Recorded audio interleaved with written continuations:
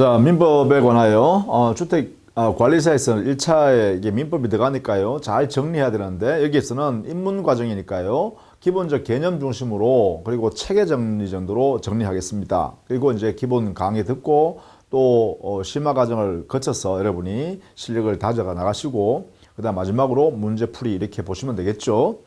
자, 먼저 민법 총칙부터 볼게요. 민법의 규정 안에 보면 민법 총칙이란 것은 민법의 전 분야에 적용될 수 있는 내용들을 모아놓은 그러한 법 규정들을 민법 총칙이라 그래요. 그러니까 민법 총칙 부분은 민법 전반에 적용될 수 있는 내용들이 일반적이다. 이렇게 정리해 주시면 되겠고요. 자, 그러면 민법이란 거면 도대체 뭐냐부터 알아야겠죠. 민법이란 것은 기본적으로요. 개인과 개인 사이에 권리 의무 관계를 규율하기 위하여 만든 법이다. 이렇게 보시면 돼요. 그래서 이 개인과 개인을 우리는 사인이라 그러죠. 사인 간의 권리 의무 관계를 규율하는 법이다. 이렇게 정리하시면 되겠죠. 이런 내용의 법을 전부 다 민법이라 그래요. 그래서 원래 우리 시험 보면은 민법전만 대상으로 하는 것이 아니라 바로 이렇게 실질적 의미 민법, 이걸 우리는 실질적 의미의 민법이다 이렇게 표현합니다. 개인 간의 권리 의무 관계되는 모든 법 체계를 우리 민법이다 이렇게 하기 때문에 그렇습니다. 그 중에 가장 중요한 것이 이제 민법전이겠죠. 그래서 민법전을 중심으로 우리가 법 공부를 하면서 그 필요 범위 안에서 또 개인과 개인 사이에 규율되는 다른 법들도 같이 함께 보게 되는 것이죠. 보통 이러한 실질적 의미 민법은 다른 말로 하면 민법이 존재하는 형식이죠. 민법이 존재하는 형식을 말하냐? 민법의 법원이라 그래요. 존재 형식. 그래서 이거와 같은 것이다. 이렇게 보시면 되겠는데요. 우리 민법의 법원에 관해서는요. 민법 1조에서 규정을 해놨어요. 그게 뭐냐 하면 민사에 관하여 개인과 개인 사이에 발생한 여러 가지 문제에 관하여 이걸 민사에 관하여 법률이 없으면 관습법에 의하고 관습법이 없으면 조리에 의한다. 이렇게 규정해놨다는 거죠. 이게 바로 민법의 법원, 존재 형식, 인식 근거 이것을 말합니다. 그래서 법률에서 찾을 수 있고 법률에 그 민법이 규정이 없으면 관습법에 의하고 관습법이 없으면 조리에 의한다. 이렇게 하고 있죠.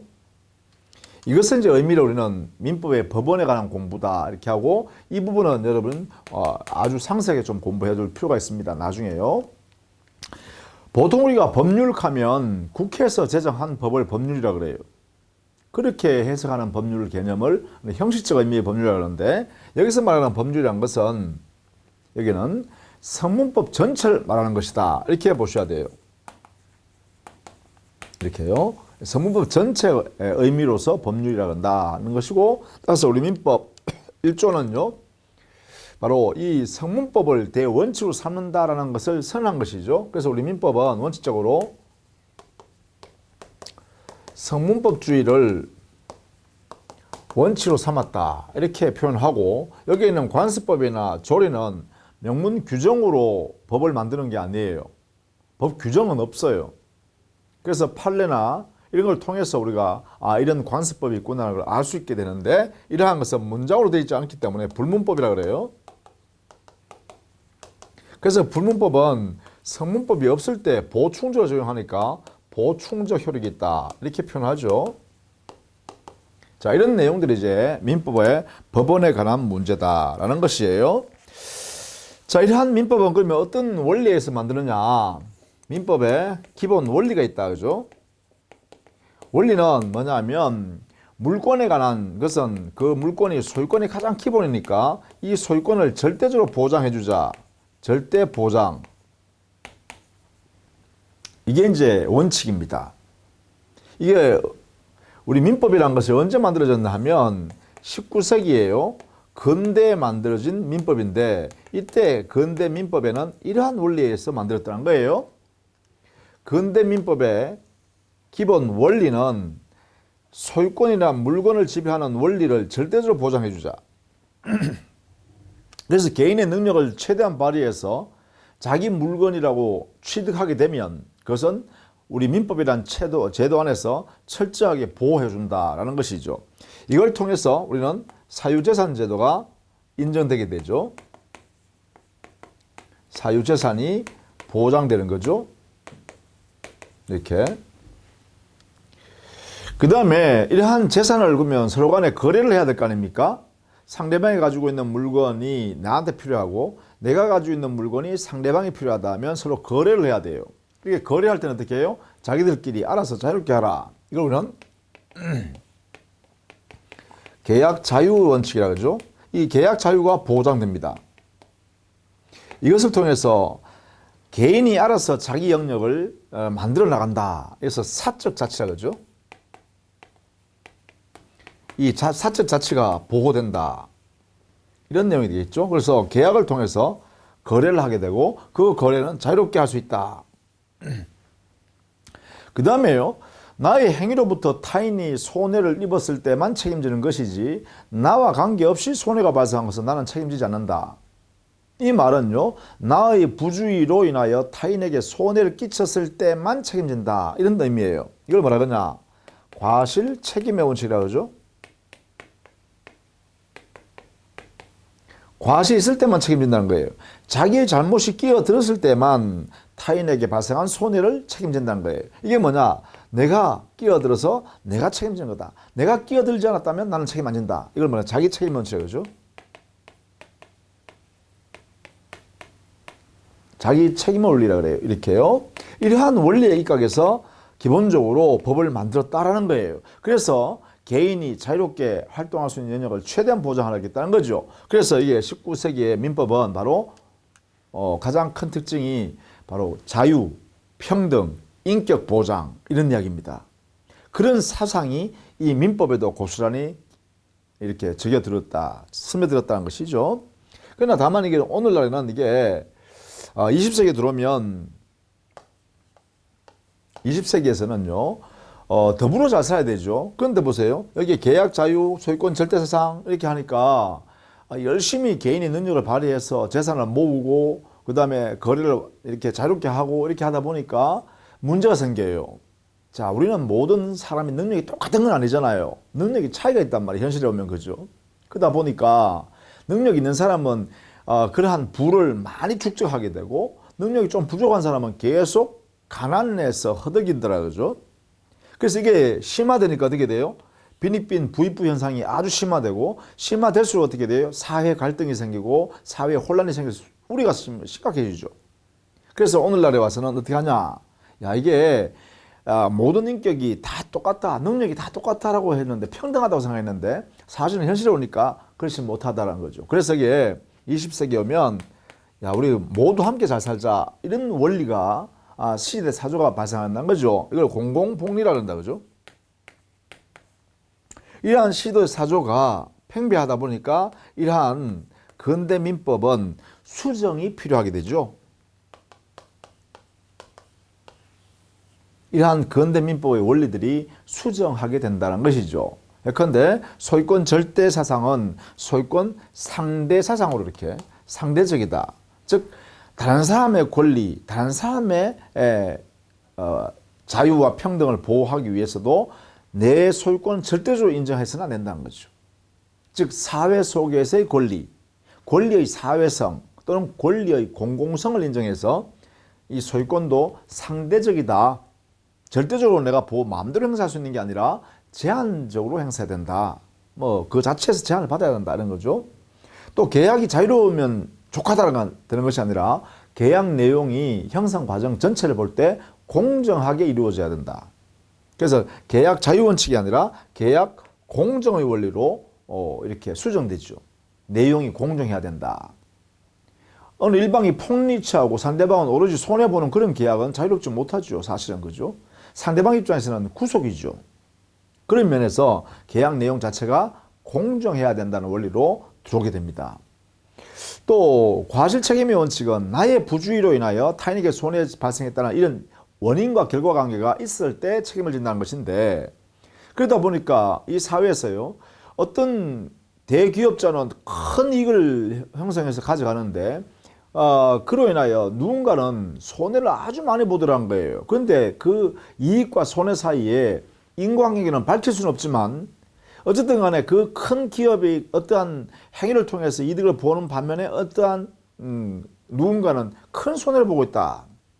그렇다면 이 손실의 분담 차원에서 이익을 많이 보는 사람은 손해를 보고 있는 사람에게 그만큼 인과관계가 여부를 따지지 않고 그 위험을 분담하는 게 옳겠다. 그러다 보니까 과실이 있을 때만 책임지는 것이 아니라 경우에 따라서는 과실이 있는지 없는지 불분명하더라도 경우에 따라서는 그 손실에 대해서는 배상해 주는 게 옳겠다. 이게 바로 손해의 사회 분담 차원에서 이루어지는 내용으로서요. 무과실 책임이라는 원리가 수용되게 됩니다. 그래서 예컨대 제조자가 대기업에서 말입니다. 물건을 제조해서 판다. 소비자한테 그죠? 그런데 그 물건을 사용하는 과정에서 사용하다 보니까 그 물건에 뭔가 흠이 있어서 그 물건이 폭발했다. 그래서 만약에 그 사용하던 고객이 손해를 봤다. 큰 손해요. 뭐 다친다든가 뭐 화재가 난다든가 뭐 이런 등등의 피해를 봤단 말이죠. 그런데 이 인과관계요. 왜 폭발했는지를 밝히기는 참 어렵다는 거예요. 또 제조자에게 잘못이 있다는 것을 판단해내기가 상당히 어렵다는 거죠. 이런 경우에는 그 대기업자는 그렇게 제조하여 많이 팔았기 때문에 이득을 많이 받단 말이에요. 그런데 소비자는 그로 인해 큰 피해를 받잖아요. 그렇다면 이게 반드시 인과관계, 야 대기업자 너가 물건을 제조하는 과정에 과실이 있었기 때문에 이러한 손해가 나한테 생겼으니까 손해배상해라. 이걸 밝힐 수는 없지만 증명해낼 수는 없지만 그러나 너가 그만큼 이득을 봤다면 이 피해 난 데 대해서는 책임을 일말 지는 게 옳겠다는 거죠. 이게 뭐예요? 바로 과실 있는지 여부를 따지지 말고 큰 이익을 본 너는 손해배상을 해야 되겠다. 이런 원리가 뭐예요? 바로 무과실 책임의 원리를 수용했다는 것입니다. 그러나 이게 전반적으로 인정하지는 않아요. 기본 대원칙은 잘못이 있을 때 책임진다는 게 원칙이고요. 다만 특별한 영역에서 이렇게 과실이 없어도 그 손실이 크게 난 사람에 대해서는 배상하는 것을 사회 정의 차원에서 또는 이 손실의 분담 차원에서 이렇게 무과실 책임이라는 원리를 수용하게 된다는 것이죠. 이런 것들이 이제 오늘날의 민법의 체계다 그죠. 그래서 우리 민법도 1958년도 제정해서 60년도부터 이제 시행하게 됐으니까 우리 민법도 여기에 포함되는 거죠. 여기. 그래서 이런 모습으로의 우리 민법이 취지다 이렇게 보시면 되겠죠. 자, 이러한 민법은요 시행되는 그때부터 시간적으로 보면 시행되는 1960년 1월 1일부터 우리 민법이 시행돼요. 그래서 그 이후부터 발생하는 민사에 관하여 우리 민법이 적용되겠죠. 그때부터 효력이 발생한다는 거죠. 이걸 시적 효력이라고요. 장소는 대한민국 영역 안에서는 대한민국 민법이 적용돼야겠죠. 당연히 그죠. 이걸 장소적 범위라 그러죠. 또 사람에 대해서는요. 대한민국 국민이라면 당연히 대한민국 민법에 적용을 받아야겠죠. 그 사람이 어디에 있든 간에 대한민국 안에 있든 아니면 외국에 가 있든 어쨌든 간에 대한민국 사람이면 대한민국의 법을 받아야겠죠. 적용을 받아야겠죠. 이러한 원리가 뭐 민법의 적용 범위로서의 효력이다 이렇게 표현하겠죠. 시간적 효력, 장소적 효력, 그다음에 사람에 대한 효력. 이런 내용이 이제 민법의 효력이다 이렇게 표현하겠죠. 자, 이렇게 해서 우리 민법을 적용되면 기본적으로 뭐였어요? 권리 의무 관계를 규율하는 거라고 했잖아요. 그러면 도대체 이 권리는 어떤 것이냐? 권리가 뭐냐라는 거예요. 권리가 뭐냐? 그래, 권리란 것은 기본적으로요. 권리의 본질에 관한 논의가 굉장히 많았습니다. 연역적으로 보더라도 역사적으로 보더라도 옛날부터 계속 도대체 권리가 뭐야? 이렇게 많이 이야기해 왔죠. 그런데 이제 오늘날 일반적으로 받아들이는 것은 권리란 것은 법에서 인정하게 되는 힘이다. 그 힘을 통해서 이익을 인정받을 수 있다. 그래서 법에 의해 보호되는 이익을 취득할 수 있는 힘, 이것을 권리라고 한다. 그래서 이걸 우리는 법상의 힘이다 이렇게 짧게 설명해요. 그래서 이걸 보통 권리 학설 이름을 이렇게 표현하네요. 권리 법력설. 이게 이제 최초 주장한 학자는 에네케루스라는 학자가 있는데 그분이 이제 이렇게 주장을 해서 이론 구성한 거지요. 이게 일반적으로 오늘날에 보호되는, 인정되는 그러한 개념으로 보시면 돼요. 이러한 권리는요, 여러 가지 종류로 나눌 수 있죠. 기준에 따라서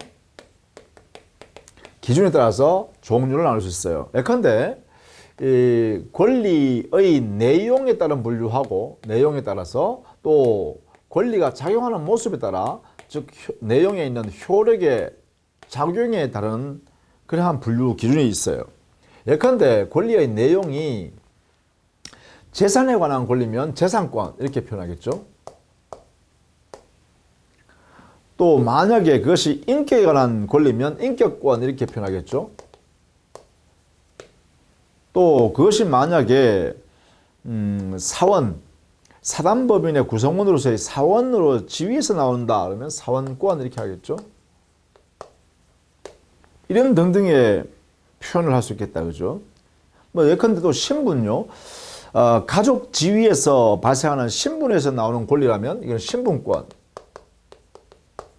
또는 과족권 이렇게 하겠죠. 그래서 이런 권리의 내용에 따른 분류를 할 때 권리 종류 이렇게 불러요. 이에 반해서 작용에 의한 분류는 그 권리가 어떻게 작용하느냐에 따라서 여러 가지 현상으로 또 이름을 붙이죠. 예컨대 대상을 지배하는 작용을 한다라면 지배권 이렇게 하겠죠. 예컨대 물권 같은 게 대표적인 거죠. 또 누구 사람한테 청구하는 권리면 청구권 그러겠죠. 청구 작용을 하면 또 권리를 행사하게 되면 법률 관계를 형성하는 작용을 하게 되면 형성권 이렇게 표현하겠죠. 또 상대방의 청구에 대해서 거부해버릴 수 있는 대항할 수 있는 권리로 작용하면 항변권이라고 이렇게 표현하죠. 자, 이런 내용의 형태가 있다는 것이죠. 그래서 여기에 각각의 내용에 어떤 것들이 있는지를 구체적으로 또 알아두시는 게 좋습니다. 이건 앞으로 이제 우리가 공부해야 될 내용이죠. 예컨대 재산권 같으면 물권이나 채권, 또 무채재산권인 산업재산권 있죠. 특허권 같은 거. 자, 인격권, 생명권, 자유권, 명예권 이런 거 있죠. 사원권. 그래 이거는 사단법인의 구성원으로서의 지위요. 거기서 나오는 권리입니다. 예컨대 시설 이용권이라든지 또 재산에서 이익이 발생하면 이익 배당 청구권이라든지 이런 것들 있겠죠. 또 의결권도 있어요. 그죠? 사원총회에서 의결할 수 있는 권리 이런 것도 있겠죠. 또 신분권, 예컨대 친족권이나 상속권 같은 게 있습니다. 그러한 신분, 친족이라는 신분 때문에 나오는 것이고 또 상속인이라는 신분 때문에 상속권이라는 게 있을 수 있죠. 그 다음에 작용에 의한 분류를 보면 지배의 대상으로 즉 대상을 지배하는 것으로 작용하는 것은 대표적인 게 물권이죠. 물권이나 인격권 같은 경우는 여기에 지배권의 대상이 되겠죠. 지배권에 들어가겠죠. 물권. 그 다음에 청구권은요. 누군가 사람한테 이렇게 해달라고 요구하는 권리거든요. 그걸 청구권이라고 그래요. 그 청구권은 가장 대표적인 게 채권이죠. 채권. 채권은 채무자한테 야 채무자 이렇게 해줘 라고 하는 권리입니다.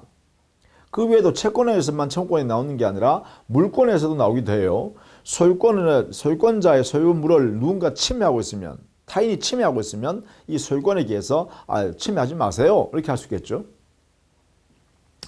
상속권에서도 나옵니다. 상속인의 지위에서 신분권이죠. 신분권에서도 청구권이 나올 수 있어요. 상속인이기 때문에 상속받을 수 있는 권리가 있는데 그 상속받을 권리를 누군가 침해해서 상속 대상 재산을 가져갔다. 그러면 상속 회복을 해야겠죠. 상속 회복 청구권이라는 것도 발생한다. 그죠? 자, 그다음 형성권. 이것은 권리 작용이 법률 관계를 형성한다는 거예요. 예컨대 취소권 행사한다. 그러면 유효한 권리 의무 관계가 처음부터 무효인 권리 의무 관계로 바뀌어요. 즉 권리 의무가 사라져버리는 관계로 바뀌어요. 그게 형성권이죠. 또 환매권을 한다 그러면 환매권을 행사하면 다시 상대방한테 넘어갔던 소유권을 다시 가져올 수 있는 권리 관계로 바뀌어요. 형성된다는 거죠. 또 매매 예약 완결권을 행사해버리면 매매 계약이 완성이 돼버려요. 이렇게요. 어떠한 권리를 일방적으로 행사하니까 법률 관계가 형성되는 것, 이것을 우리는 형성권 이렇게 표현합니다. 그런 것들을 우리가 공부하게 되는데 이런 것도 있습니다.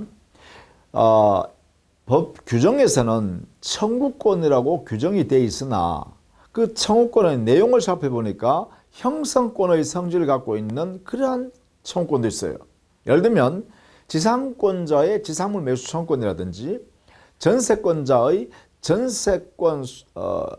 전세권에 의한 부속물 매수 청구권이라든지 또 전세권 설정자가 전세권 소멸 청구한다든지 채무자가 유치권 소멸을 청구한다든지 이런 청구권은 이름은 청구한다라고 하지만 그 실질은 청구하는 순간에 법률 관계가 소멸되는 관계가 만들어진다, 형성된다 또는 매매계약이 형성된다 이런 면에서요 형성권의 성질이에요. 이름은 청구권으로 되어 있으나 그 실질은 청구권인 것도 형성권인 것도 있다 이 말이죠. 그런 것들. 또 항변권의 경우에는 상대방의 청구에 대해서 거절하는 권리인데요. 이 거절하는 것을 항변이라 그래요. 이 거절하는 모습이 거절해서 나중에 내 채무를 나중에 이행하겠다라고 연기시켜버리는 항변권도 있고 영원히 나는 내 채무를 이행하지 않겠습니다 라고 할 수 있는 항변권도 있어요. 그걸 영구적 항변권이라고 하는데 그런 것들이 있다 그죠. 이런 내용의 종류들을 우리는 공부를 하게 된다라는 것입니다. 자, 이러한 권리가요 만약에 서로 충돌하면 어떻게 할 거냐. 이것은요 갑의 권리와 을의 권리가 서로 다툰다. 자기 권리 실현을 위해서 다툰다라는 거예요. 이걸 권리의 충돌이라고 해요. 그러면 갑의 권리가 힘이 세냐 을의 권리가 힘이 세냐에 따라서 이 충돌을 해결해야겠죠. 이걸 우리는 뭐라 하냐면 권리의 순위를 정해서 충돌을 해결합니다. 해결하는 방법. 충돌을 해결할 때는 권리 사이에 순위를 정해서 한다 이거죠. 예를 들면 물권과 채권이 다툰다 그러면 물권이 우선한다는 거예요. 이렇게요. 물권이 우선한다. 이게 원칙이란 거예요. 또 채권과 채권이 다투면 어떻게 할까? 채권과 채권이 이럴 때는 채권은 평등하다 이렇게 해석한다는 거죠.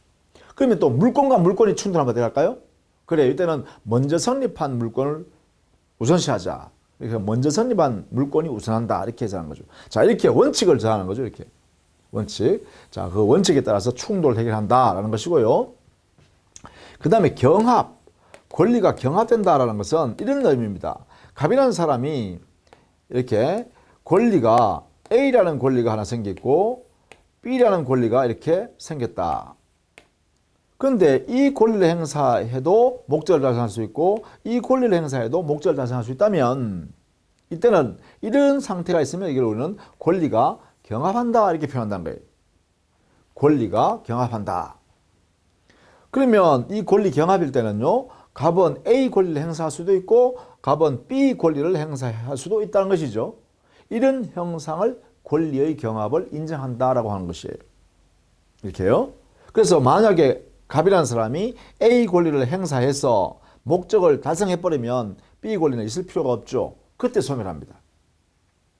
반대로 갑이 B 권리를 행사해서 목적을 달성해버리면 A 권리는 소멸하겠죠. 그때 소멸한다는 것입니다. 이런 것을 우리는 권리의 경합이라고 그래요. 그런데 권리의 경합과 비교해야 될 개념이 하나 있는데 그게 법규 경합입니다. 이것을 법조 경합이다 이렇게 표현하기도 해요. 이것은 뭐냐면 어떤 민사에 관하여 이 사실 법적 문제가 발생된 사실이 하나 생겼습니다. 이렇게 이 사실이 하나 발생했는데 여기에 법규가 A라는 법규가 적용될 수도 있고 또 법규가요 B라는 법규가 적용될 수 있는 사안이네요. 자, 동일한 민사에 관한 사실이 이 사실을 해결하는데 A라는 법규도 B라는 법규도 여기에 적용될 수 있는 사안이에요. 그렇다면 과연 이 A 법규를 적용해야 될 거냐 B 법규를 적용해야 될 거냐 이러한 문제를 뭐라 그러냐 이걸 우리는 법조 경합 또는 법규 경합이라고 그래요. 그러면 이거 어느 법 조문을 적용해야 되죠? 이렇게 결론해야겠죠? 아무거나 적용해라. 이건 아니란 거죠. 여기도 원리가 있다. 뭐냐? 이 법규 사이에, 법조 사이에, 법규 사이에 만약에 특별한 요소가 그 법 규정 중에 어느 한 개라도 특별한 사정을 대상으로 요소가 들어가 있다면 그걸 우리는 특별법이라 한다. 그러면 특별법 규정을 우선해서 적용한다. 그래서 특별법 우선의 원칙이다. 이렇게 표현하고 있어요. 만약에 A 규정과 B 규정 속에 A 규정 외에 B 규정 안에는 특별한 요소가 추가되어 있다. 요게 특별 요소가 더 들어가 있어서 이 사안을 적용하면서 가지고 이 특별 요소가 여기에 포함되어 있더라라고 하면 어떻게 하라고요? 그럴 때는 이 B 법 규정을 특별 규정이라 하고 이 특별 규정을 우선 적용하자 이렇게 해서 한다는 거예요. 이걸 우리는 법규 경합, 법조 경합 이렇게 표현한다는 것이죠. 자, 이렇게 해서 권리의 충돌이나 경합의 문제에 관해서 정리했습니다. 자, 이럴 때 만약에 권리를 그러면 결국은 목적을 실현하려고 그러면, 즉 권리 내용을 실현하려고 그러면 권리를 권리자가 행사해야 되죠. 누구한테? 의무자한테요. 그렇죠? 자, 그러면 권리자가 권리를 행사할 때 마음대로 행사하는 거냐? 그렇지 않습니다. 자, 권리 행사라는 것은 권리의 목적을 달성하는 거죠. 목적 실현하는 거예요. 내용 실현하는 것이에요. 그래서 권리 행사할 때는요, 행사는 무제한으로 하는 것이 아니라 권리 자체 안에요, 최소한 지켜야 할 내용이 있는데 그게 뭐냐? 바로 상대방을 배려하면서 실현해야 한다는 원칙이다. 이게 있어요. 신의 성실의 원칙이요. 이 신의 성실의 원칙에 맞추어서 권리 행사해야 되고 의무도 이행해야 된다는 것이죠. 이 신의 성실의 원칙을 다른 말로는요, 신의칙 이렇게 하게 돼요. 짧게 줄여서 말할 때요, 신의칙 이렇게 표현하게 돼요. 같은 말이에요. 이렇게. 자, 권리 행사는 신의 성실의 원칙에 입각해서 행사하는 거다. 이걸 통해서 권리를 실현하라, 목적을 달성하라 이런 거죠. 그래서 우리는 권리 행사의 한계라 그래요. 한계. 마음대로 행사하는 것이 아니라 신의 성실 원칙의 테두리 안에서만 인정된다는 것이에요. 물론 의무 이행도 마찬가지입니다. 의무 이행도, 자, 의무를 권리자한테 이행해야 되잖아요. 이 이행하는 것도 어떻게 해요? 그래요. 신의 측에 맞게. 그래서 상대방 권리 목적을 달성할 수 있도록 이렇게 이행을 해야 된다라는 것이죠. 즉 권리 행사와 의무의 이행은 어디에 근거한다? 신의 측에 근거한다 이런 얘기죠. 이것을 벗어나면 안 된다는 것이에요. 그렇다면 권리 행사가 신의 측에 위반된 경우는 어떻게 될까요? 권리 행사가 신의 성실의 원칙에 위반하여 권리 행사했다면 이것은 권리를 남용한 것이죠. 그래서 권리 남용에 해당돼 버린 거예요. 그럼 권리 남용을 해도 되는가? 아니에요. 우리 법에서는 권리 남용은 신의 성실 원칙의 하나의 모습으로서요, 권리 남용을 하지 마라. 그렇죠? 권리 남용을 하면 안 되니까요. 금지가 원칙입니다. 그렇죠? 따라서 이 원리에 따라서 권리 남용한 것은 제한을 받겠죠. 제재를 받습니다. 제재. 그렇죠? 권리 남용한 경우는 금지 원칙을 위반했으니까, 즉 권리 남용 금지 원칙을 위반했다는 것은 신의 측을 위반했다 이 말이죠. 그러니까 제재를 받는다. 즉 권리 행사에 의하여 목적을 실현하려고 했지만 이 목적 실현을 인정해주지 않는다는 것이죠. 그 다음에 만약에요, 이럴 수도 있잖아요. 의무 이행이 신의 측에 위반된 경우요. 의무 이행이 신의 성실에 위반되면 어떻게 될까요? 그러면 의무 불이행이 됩니다. 의무를 제대로 이행하지 않은 것이 돼버려요. 의무 불이행은 뭐냐? 위법행위예요.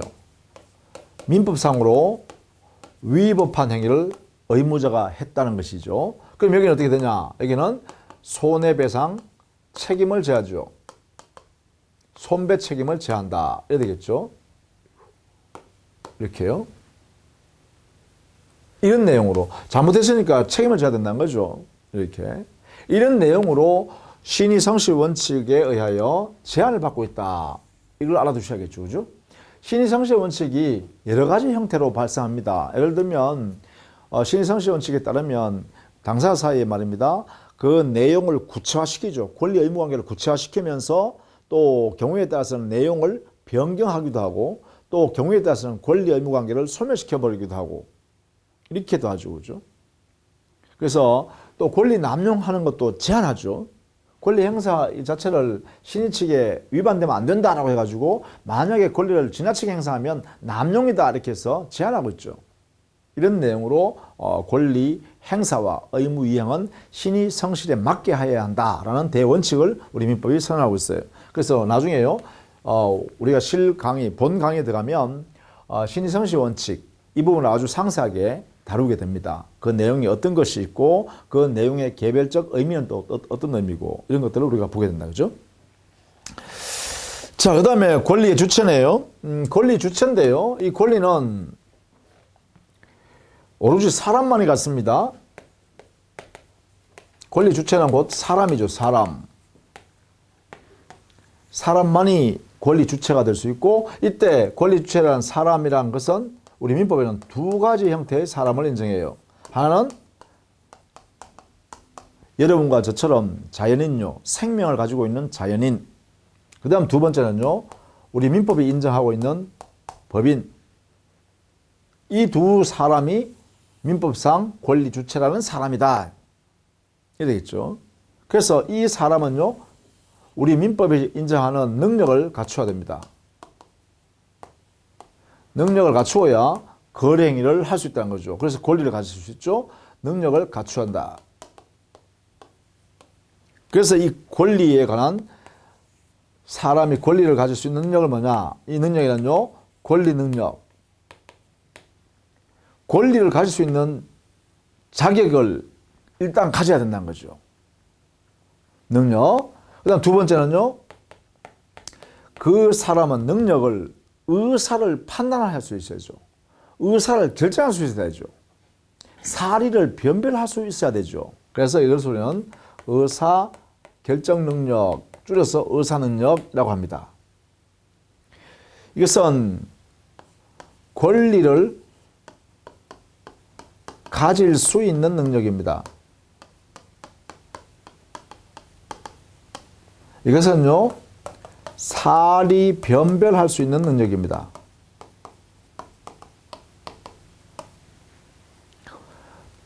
단독으로 의사를 결정할 수 있는 능력입니다.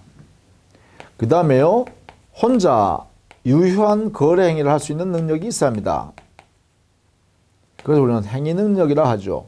보통 여기 행위 능력이란 행위라는 것은 앞으로 우리가 공부해야 될 법률행위입니다. 민법에서 인정하고 있는 가장 중요한 행위가 뭐냐? 법률행위입니다. 우리가 보통 사회에서는 뭐 거래행위, 뭐 매매계약을 한다든가, 임대차 계약을 한다든가, 고용계약을 한다든가, 뭐 위임계약을 한다든가, 도급계약을 한다든가, 뭐 여행계약을 한다든가. 그러니까 우리는 거래행위를 많이 하죠. 뭐 금융대출 거래행위를 한다든가. 전부 다 거래행위잖아요. 이 거래행위를 우리 법에서는 뭐라 그러냐? 이걸 법률행위라고 합니다. 그래서 통틀어서 법률행위라고 합니다. 앞으로 이걸 공부를 열심히 할 거예요. 그러한 법률행위를 할 수 있는 능력이 있어야 돼요. 그러면 법률행위를 하려고 하면 그 전제가 뭐예요? 의사를 자유롭게 결정할 수 있어야 되고 사리 변별할 수 있어야죠. 법적 평가를 할 수 있는 능력이 있어야 되겠죠. 그래 의사 능력을 전제로 해서 행위 능력을 갖추고 있어야 드디어 온전한 능력자이기 때문에 유효한 거래행위를 할 수 있는 사람이라는 거죠. 따라서 여기서는요. 권리 능력이 주체인 사람, 즉 자연인 그리고 법인을 공부하는데 자연인이라는 사람은 태어나면 그때부터 권리를 가질 수 있는 사람인 권리 능력자가 되죠. 태어나는 순간. 그런데 자연인은 사망하는 순간에 권리 능력을 상실하고 권리 능력을 소멸해요. 사망해버리면 권리를 가질 수 없으니까요. 그래서 그때 뭐가 발생하나요? 상속이라는 현상이 당연히 발생해버리죠. 법에서. 그죠? 자, 그래서 권리 능력은 생존한 동안만 권리 능력을 가져요. 자연인은. 그죠? 이렇게.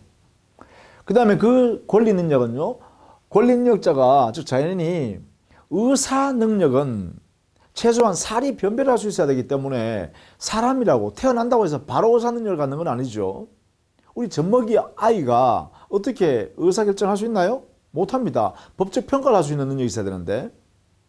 그래서 이 의사 능력이란 살이 변별 능력은요, 사람마다 조금씩 다릅니다. 그죠? 그래서 이것은 획일적으로 정할 수가 없어요. 권리 능력은 획일적으로 정할 수 있죠. 생존한 동안 권리 능력, 즉 권리를 가질 수 있는 능력을 갖고 있다. 예를 들면 바보라도 태어나는 순간 바보라도요, 권리를 가질 수 있죠. 왜요? 사람이니까요. 따라서 권리 능력에는 생존한 동안 가질 수 있는데요, 의사 능력은 그렇지 않습니다. 그 권리 능력은 획일적으로 정할 수 있어요. 태어나서부터 사망할 때까지 권리 능력을 갖는다. 이렇게 획일적으로 되어 있어요. 우리 민법에도. 그러나 의사 능력, 즉 사리 변별 능력은 사람마다 그 능력이 다 다르기 때문에 획일적으로 판단할 수는 없습니다. 그래서 개별적이고 구체적 사안마다 의사 능력이 있는지 없는지를 판단해야 돼요. 예컨대 멀쩡한 사람이라도 술이 약하면 술 좀 많이 먹어버리면 만취돼 버리잖아요. 만취돼 버리면 우리가 보통 사회에서는 인사불성 됐다 그러죠. 사람을 알아볼 수 없고 뭐 일을 뭔지 모르는 사람 있잖아요. 그렇기 때문에 뭐냐, 만취된 상태에서는 의사 능력이 없다고 해석해야죠. 그렇죠? 보통 사람이라도. 그래서 의사 능력은 구체적, 개별적으로 판단합니다. 그 다음에 행위 능력은요, 그래요. 의사 능력을 갖추고 있는 상태에서 행위 능력, 자기 혼자 거행위를 자유롭게 할 수 있는 능력이기 때문에 이것은 의사 능력을 가지고 있으면 일반적으로는 행위 능력을 갖고 있다고 봐야겠죠. 여러분이나 저나 살이 변별할 수 있으니까, 의사 결정할 수 있는 자유가 있으니까 행위 능력자라고 할 수 있습니다. 그런데 우리 민법에서는요, 자, 의사 능력이 있는 경우에는 일반적으로 행위 능력자다. 혼자 유효한 거행위를 할 수 있다. 그런데 민법에 정해놓은 게 뭐냐, 바로 이러이러한 사람은 행위 능력이 제한되어 있으니까 도움을 받으세요 라고 하는 정해놓은 사람이 있습니다. 그 사람들은 뭐라 그러냐면, 여기에는요, 우리 민법에 제한 능력자라는 사람을 두고 있어요. 이것을 획일적으로 규정을 두고 있어요. 이 규정은 가행 규정입니다. 마음대로 못 바꿔요. 가행 규정, 강행법규 같은 말이에요. 그 법 규정이 또는 법 규정이, 그러니까 법규, 법 규정 다 같은 말이죠. 그 규정은 획일적이기 때문에 당사자가 약정을 통해서, 야, 너가 제한 능력자지만 이 거래에서는 행위 능력자로 인정해 줄게. 좋아, 그렇게 하자. 이렇게 한다고 해서 행위 능력자가 되는 게 아니라는 거죠. 그래서 제한 능력자, 여기에 관한 내용을 우리가 상세하게 배웁니다. 예를 들면 미성년자, 만 19세에 달하지 아니한 자, 18세까지가 미성년자예요. 또 가정법원으로부터 성년 후견으로부터 도움을 받아야겠다라고 심판받은 사람, 그것을 우리는 피성년 후견이라 그래요. 또 가정법원으로부터 한정 후견으로부터 너는 도움을 받아야겠다라고 심판받은 사람, 그 사람을 우리는 피한정 후견인이라 그래요. 이 세 사람은요, 제한 능력자라고 합니다. 첫 번째요, 미성년자. 두 번째요, 피성년 후견인. 세 번째요, 피한정 후견인. 이 세 사람은 제한 능력자라고 민법이 획일적으로 정했다는 거예요. 따라서 이 사람들은 법정 대리인인 친권자 또는 후견인으로부터 도움을 받게 하죠. 후견인에는 미성년자를 돕기 위해서 후견인이 데려갈 수도 있고, 그걸 미성년 후견이라고 그래요.